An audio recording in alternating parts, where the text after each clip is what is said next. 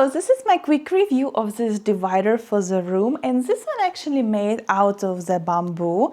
I also love the way it smells actually, because when we just opened the box and it just arrived, it really smells like bamboo and very nice smell and scent into it.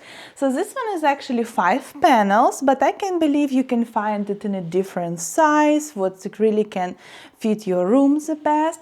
And this one is 67-inch high. I also want to mention that all of this material is really made very well, and you can kind of see just a little bit through, but it's not really very obvious. So this could be like perfect for the room divider.